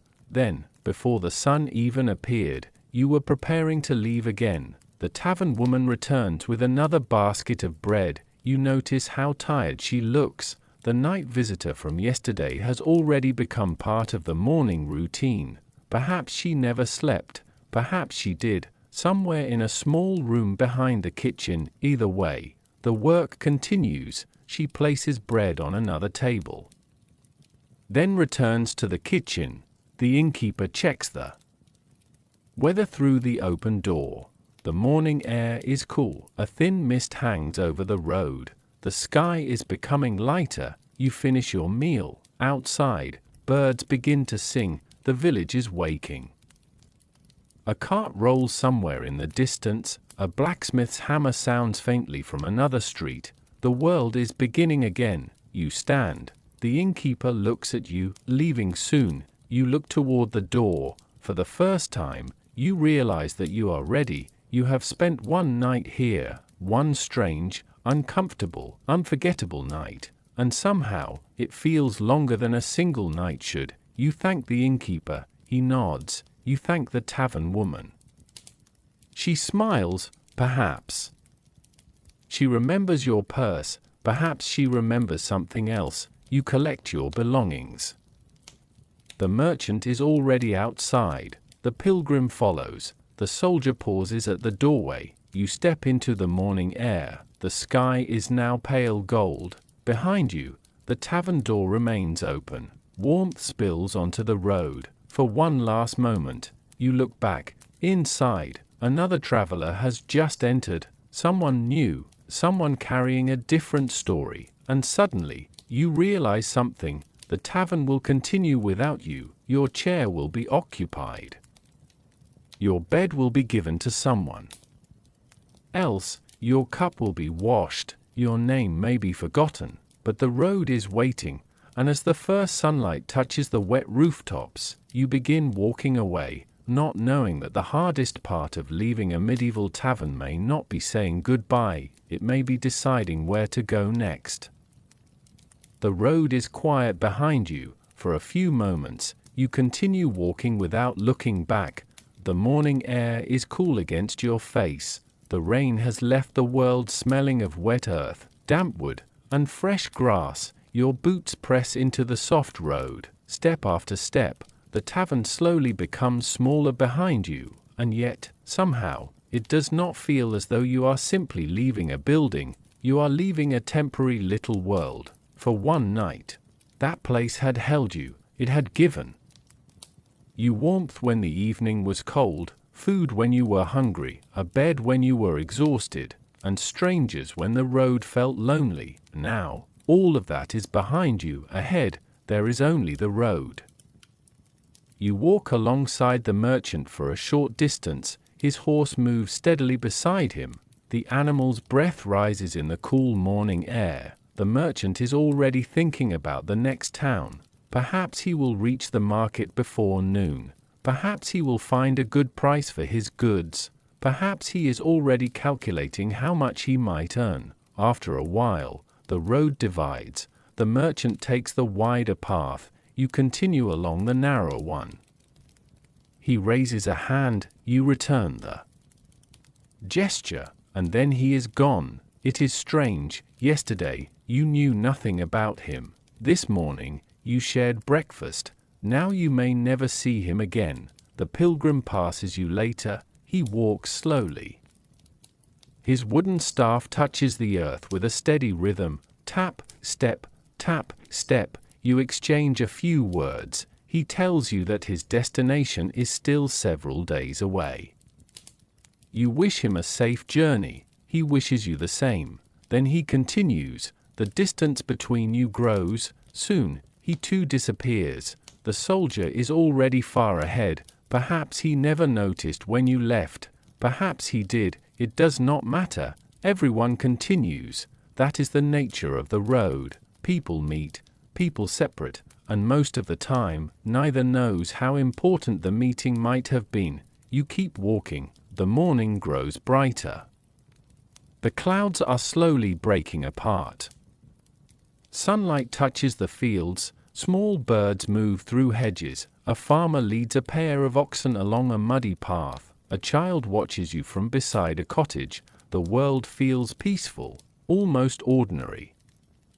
But now you see it differently. Every road leads somewhere. Every traveler has a reason for moving. Every person you pass may be carrying a story you will never hear. And somewhere behind you, the tavern continues its own life. The door has probably opened again. Another traveler may have arrived. Someone else is sitting at the table where you ate breakfast. The tavern woman is probably carrying another tray. The innkeeper may already be negotiating with a merchant. Your bed is no longer yours. Your cup has been washed. The room has been prepared for someone else. This thought feels strangely comforting, because the tavern was never meant to belong to you. It belonged to everyone for a little while. A temporary shelter shared by people moving through a much larger world. You stop beside the road. Ahead, a hill rises gently beneath the morning sky. You turn around. From here, you can barely see the tavern, just a small cluster of rooftops. a thin line of smoke rising into the air. You think about the night you spent there, the strange mattress, the smoke, the fleas, the loud travelers, the music, the gossip, the unexpected visitor, the woman who returned your purse. All of it already feels distant, almost like a dream, and perhaps that is how many travelers remembered inns. Not as grand landmarks, not as places carved into monuments, but as brief moments in a long journey, a warm room, a bowl of food, a conversation with a stranger, a few hours of sleep, then the road again. You begin walking once more. The hill slowly rises beneath your feet. At the top, you pause. The landscape opens before you, fields, woodlands, a distant village, and somewhere beyond all of it, another town, perhaps another tavern. You wonder what it will be like. Will it be cleaner, quieter, more crowded? Will the innkeeper be kind? Will the bed be better? Will the people you meet there remember your name? Probably not, but perhaps that does not matter. Because now you understand something. The medieval traveler was always moving between temporary worlds. The road was permanent, the taverns were temporary, the people changed, the weather changed, the stories changed, but the road continued. You adjust your cloak, then you continue toward the distant village. Behind you, the tavern disappears completely. For the first time since waking on its floor, you are entirely alone, but as you walk, you hear something in the distance, a faint sound carried by the wind, music. You stop, you listen. It is barely audible. Perhaps you are imagining it, or perhaps another traveler has arrived somewhere ahead, and another tavern door has just opened. You smile quietly, then continue walking, because perhaps the true story of the medieval tavern was never about the building at all. Perhaps it was about what happened between one tavern and the next, and there were still many miles ahead. The road continues beneath your feet. Behind you, the tavern has disappeared from sight. There is no longer any smoke rising above the rooftops, no sound of laughter, no wooden door opening and closing, no clatter of cups, only the quiet rhythm of your footsteps. And yet, strangely, the tavern still feels close. Perhaps that is because places like it never truly disappeared. They changed, they grew larger, they became cleaner. Their rooms became more private, their beds became more comfortable, but the basic idea remained. A traveler arrives tired, someone offers a room, a meal is prepared, a stranger sits nearby, and for one night, people who have never met share the same roof. That simple arrangement has survived for centuries. The medieval inn was part of a much older tradition of hospitality. Long before modern hotels, travelers needed somewhere to stop. Roads connected towns, markets connected merchants, pilgrimage routes connected holy places, and wherever people traveled, places of shelter appeared along the way. Some were humble, some were prosperous, some were little more than rooms attached to a tavern. Others became important landmarks in their communities. The inn could serve many purposes at once. It was a restaurant, a lodging house, a stable, a meeting place, sometimes even a source of news. A traveler could enter carrying nothing but a walking stick and leave carrying information about half the region.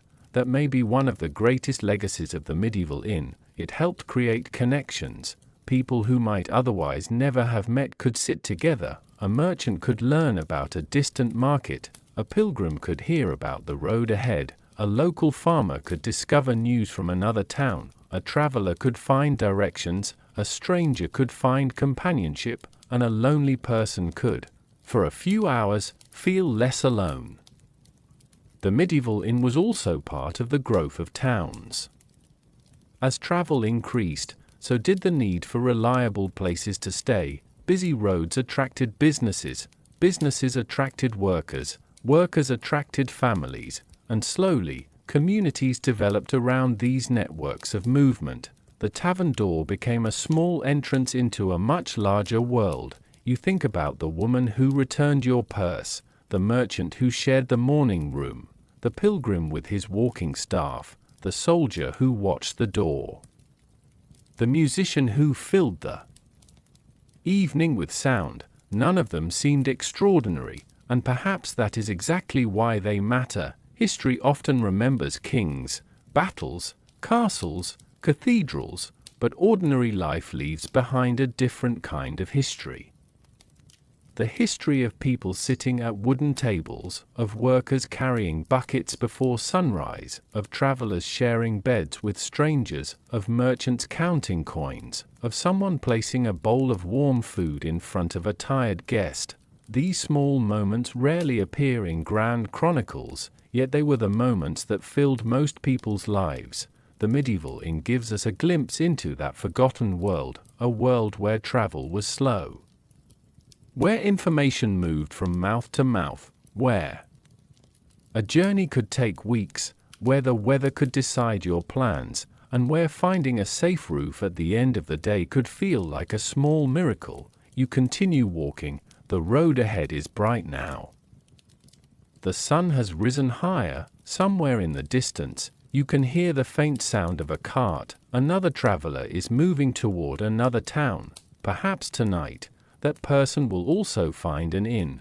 Perhaps they will sit beside a fire. Perhaps they will complain about the food. Perhaps they will meet someone interesting. Perhaps they will sleep badly, and tomorrow they will leave. The cycle continues. That is the legacy, not one particular building, not one famous tavern, but the endless movement of people through temporary places. The inn became a symbol of the journey itself, a place between destinations, a pause between departures, a room where strangers briefly became companions. You look back once more, nothing remains visible now. But you can still imagine it, the warm fire, the wooden tables, the candlelight, the voices, the smell of bread, the old innkeeper behind his counter, the tavern woman moving quietly through the room, and perhaps someone new sitting in your old place. Someone who has just arrived, someone who is looking around, wondering what kind of night lies ahead. You realize that, in a strange way, your story has already become part of the tavern's history, not written down, not remembered, but absorbed into the endless stream of travelers who came before you, and those who will come after. The thought is strangely peaceful, because perhaps that is what travel has always been. You arrive, you stay, you leave. And somewhere behind you, life continues. The road stretches onward. The next village waits, the next inn waits, the next unknown room waits. But before we follow that road any farther, there is one final place we must return to. The old tavern, because the day is ending again, and somewhere behind those wooden walls, the fire is being lit, the tables are being prepared, the door is opening, another traveler is stepping inside, and perhaps, for just one moment, they look around the room and wonder the same thing you once did. What if I woke up here? The road behind you has become quiet. You have been walking for some time now. The morning has passed, the afternoon has faded, and somewhere beyond the hills, evening is beginning again. You stop for a moment. There is a cool breeze moving through the grass. The sky is soft with the final light of day. And suddenly, you think about the tavern, not as it was when you first entered, but as it might be now. The fire is burning again. The tables are filling. Someone is carrying fresh bread from the kitchen. A traveler is laughing near the hearth. Another is quietly counting coins. The innkeeper is watching the door. And somewhere in the room, perhaps, a tavern maid is leaning toward a lonely traveler with a playful smile, teasing him gently as she serves his drink.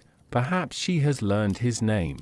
Perhaps he has told her where he came from. She may laugh at something he says, letting the conversation linger a little longer than necessary. For a tired traveler who has spent days alone on the road, that small moment of attention might feel surprisingly precious. There is no grand romance, no promise of tomorrow, only two strangers sharing a little warmth, a little laughter, and the simple pleasure of being noticed.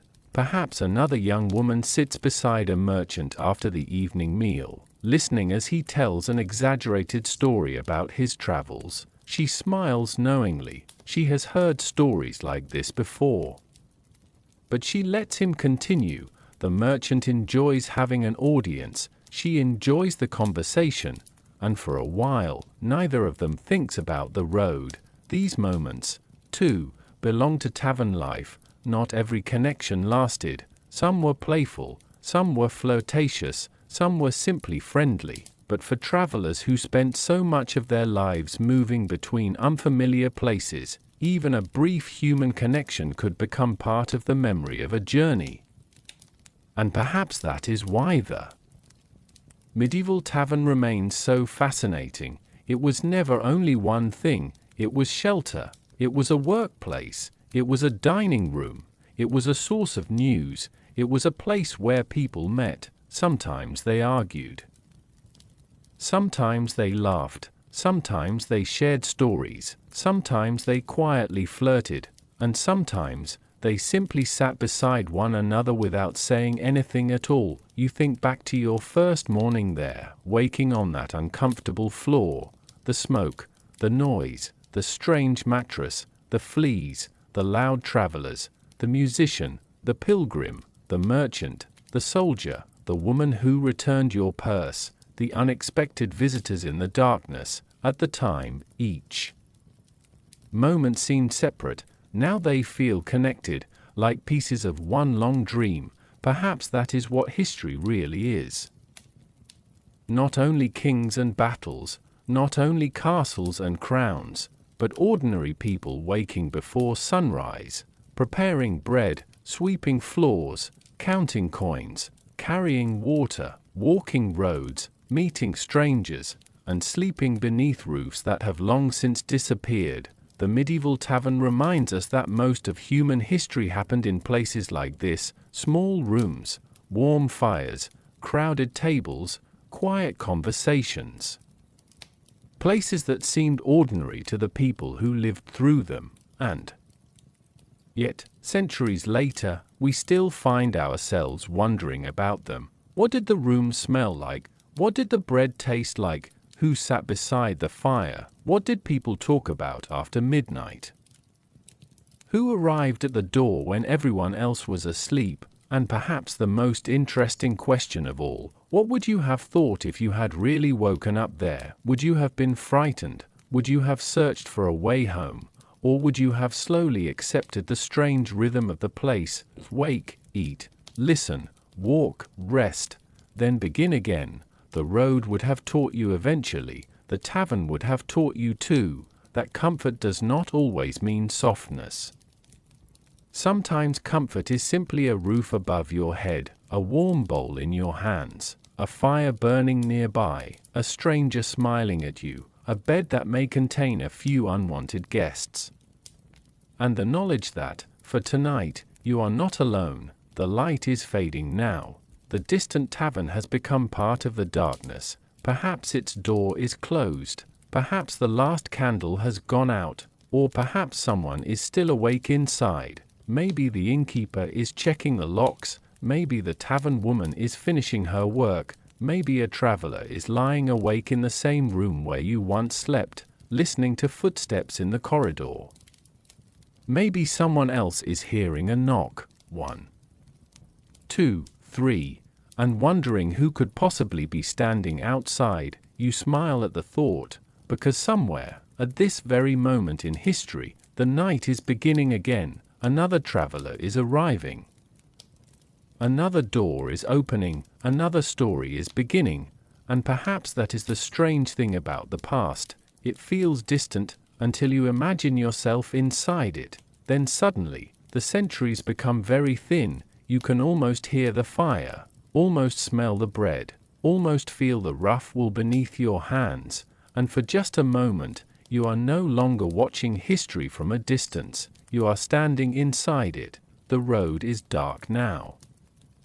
The tavern is somewhere behind you, and tomorrow there will be another road, another village, another unfamiliar door, perhaps another tavern, perhaps something entirely different. So, for tonight, let the old road disappear, let the footsteps fade.